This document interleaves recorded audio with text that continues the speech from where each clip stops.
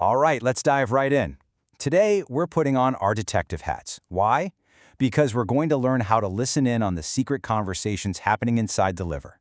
We're going to decode the stories that blood flow tells us, all by using a tool called Hepatic Doppler. It's going to be fascinating.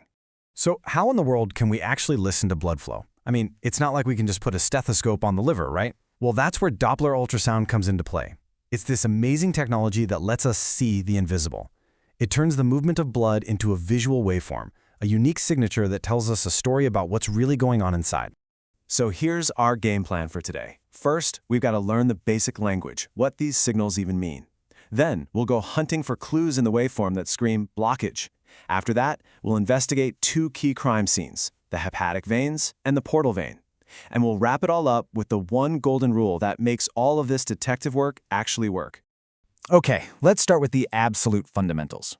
Before you can spot a problem, you have to know what normal looks like. So we're going to learn the basic grammar of blood flow and how our body is this brilliant traffic director, sending blood exactly where it needs to go. The first thing you have to appreciate is that your body is incredibly efficient. It just doesn't waste energy. It instinctively knows that some organs, like your brain, need a constant 24/7 supply of blood, while other parts, like your muscles when you're just sitting around, can totally wait. And it's actively managing this all the time. And how it does this is just brilliant. Think of it like this. When an organ is on, it's working hard, it needs fuel. Its tiny little arteries, the arterioles, they just open wide up. That creates a low-resistance, easy flow path. But when that organ goes into power save mode, those same arterioles tighten up, creating a high-resistance roadblock. This is the body's clever way of diverting traffic to parts that need it more. Now, to turn this from just a concept into actual science, we use a measurement called the resistive index, or RI. Don't let the formula intimidate you. It's really just a simple way to put a number on the resistance we were just talking about. A low RI means there's still a good amount of blood flow even when the heart is relaxing. And that's your classic sign of a low-resistance, organ-on situation.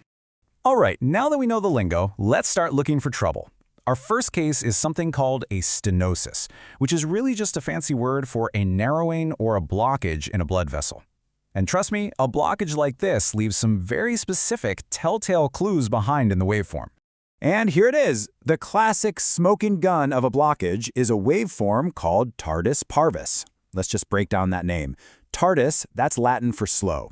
It shows up as a slow, kind of lazy upward slope on our waveform. And Parvus means small, which we see as a weak, blunted peak. When you see these two things together, that is a huge, flashing neon sign that the blood had to fight its way through a narrowing to get to where you're measuring. Okay, you're going to hear the words upstream and downstream a ton, and I know it can be a little confusing at first, but don't worry, it's actually super simple once you just think about which way the blood is flowing. So let's clear this up once and for all. It's this simple. Upstream is any point in the vessel before the blood gets to the blockage. It hasn't passed through the trouble spot yet. Downstream is anywhere after the blockage, where the blood has already squeezed its way through that tight spot. That's it. The direction of flow tells you everything. And this chart, wow, it just lays out the whole story perfectly. Right at the blockage, the velocity skyrockets. Think of water shooting through a pinched hose. Upstream, before the blockage, the RI gets high because the blood is basically hitting a wall. But downstream, after the blockage, that's where you find your Tardus Parvus waveform and a low RI because the organ is basically being starved of good, strong flow. Okay, let's get into our first real case, the hepatic veins. Now, these vessels are really special because they drain blood directly out of the liver and dump it right into the big vein that goes to the heart. What that means is their waveform is a direct, rhythmic echo of what the heart itself is doing. So when we're investigating the hepatic veins, we're really looking for trouble in three main categories. The waveform can get way too spiky and pulsatile. It can get flattened out and lose its shape. Or, in the worst-case scenario, the flow can just disappear altogether. And here's the key takeaway.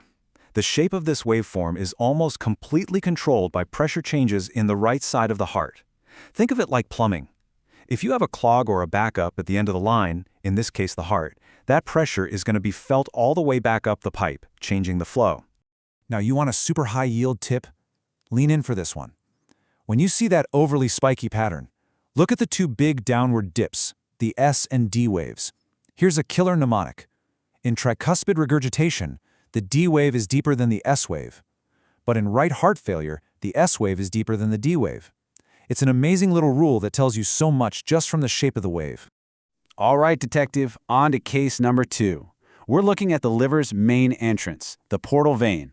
This is the big superhighway that brings all the nutrient-rich blood from your gut to the liver. And normally the flow here is super chill, just a gentle, smooth wave that always stays flowing in one direction.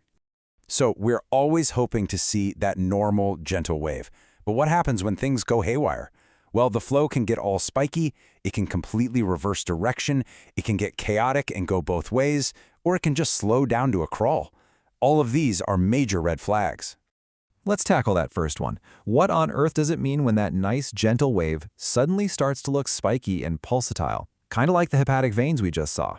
Well, that's a huge clue that high pressure from the heart is being transmitted backward all the way through the entire liver. And who are the usual suspects? Well, it's often the same culprits we talked about before, things like congestive heart failure or tricuspid regurgitation.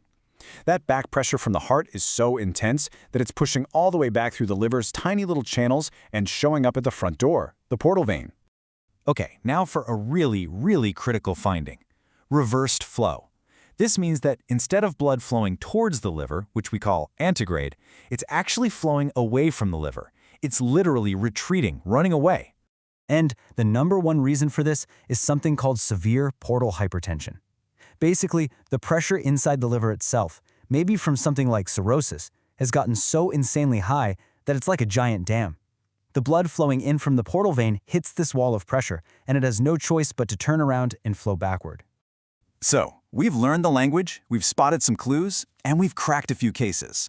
But here's the thing, none of this matters, not a single bit, if we don't follow the one golden rule of Doppler. All our incredible detective work depends on getting a clean, accurate signal in the first place. This chart shows you exactly why. The strength of the signal we get is all about the angle. If your probe is at 90 degrees to the blood flow, you get absolutely nothing. Zero signal. But if you're perfectly parallel at 0 degrees, you get a perfect signal. In the real world, that's tough, so we always aim for an angle of 60 degrees or less. That's how we make sure our clues are legit. So, what have we learned? We've seen that these squiggly lines on a screen aren't just random noise. They're a language. They tell a rich, detailed story about pressure, blockages, and the health of an entire organ. And it makes you wonder, right? If the blood flowing through just the liver can tell us all this, what other hidden conversations, what other incredible stories are happening inside our bodies, right this second, just waiting for us to learn